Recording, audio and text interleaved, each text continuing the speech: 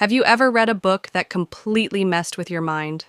One that made you question everything, even your own judgment? Well, that's exactly what happened when I picked up Verity by Colleen Hoover. And let me tell you, this book, it's something else. Twisted, disturbing, and absolutely unputdownable. So, let's dive in, because this story is not for the faint of heart. The book starts with Lowen Ashley, a struggling writer who's just trying to survive. Life hasn't been easy for her. Financial struggles, the loss of her mother, it's all weighing her down. But then, she gets an unexpected offer. Jeremy Crawford, the husband of best-selling author Verity Crawford, wants Lowen to finish his wife's book series. Sounds like a dream job, right? Except, nothing is as simple as it seems. When Lowen visits the Crawford home, the eerie feeling sets in. The house is massive, yet suffocating. Verity herself is there, alive, but barely. A tragic accident has left her in a near vegetative state, unable to move, speak, or react. But here's the thing. Something about her doesn't feel right.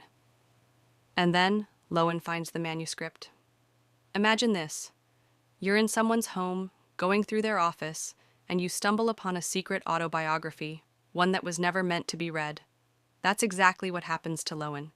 And this is where things take a horrifying turn. Verity's manuscript is not what she expected. It's not just a diary or random thoughts. It's a full confession. And it's sick. In chilling detail, Verity describes her obsession with Jeremy, how she despised her own children, and the most horrifying part, she admits to murdering her daughter Harper. Lowen is horrified. Could this really be true? Is Verity not just a victim, but a monster? Now here's where things get interesting. Because while Lowen is reading this nightmare of a manuscript, strange things start happening in the house. She feels like Verity is watching her. A slight movement here, a shift in the shadows there. And Jeremy,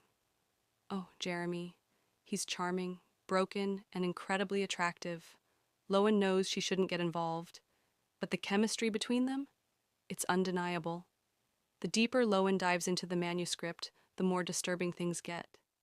Verity writes about faking emotions, manipulating Jeremy, and worst of all, her twisted thoughts about their children.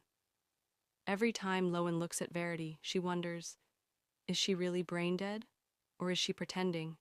And honestly, I had to pause while reading at this point. Because the tension, unbearable.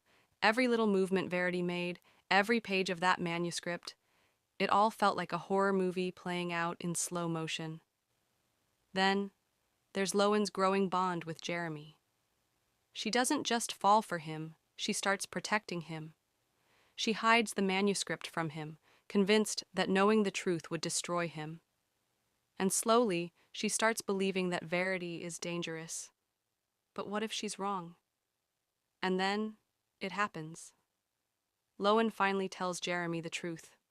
She shows him the manuscript. And Jeremy? He snaps. The man who once loved Verity now sees her for what she really is, evil. And in a moment of terrifying rage, he kills Verity. Just like that. No hesitation, no mercy. It's brutal, it's intense. But in that moment, it feels justified. Because if the manuscript is true, Verity deserved it, right? But here's the kicker. The twist that left me questioning everything. After Verity's death, Lowen finds another document, this time, a letter written by Verity. And this letter? It flips the entire story upside down. In it, Verity claims that the manuscript was never real. It was just a writing exercise, something her publisher made her do to get into the mindset of a villain. She insists she was never a monster, never hurt her children, never hated them. She was just writing from an antagonist's perspective, and suddenly, everything is unclear. Was Verity truly evil, or was she just a victim? Was Lowen manipulated into believing the worst? And most importantly, did Jeremy know the truth all along? Because let's be real, Jeremy found the manuscript before Lowen did. He read it, and yet, he never left Verity.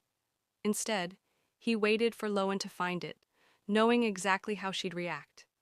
Was this all part of his plan? Did he use Lowen to get rid of Verity?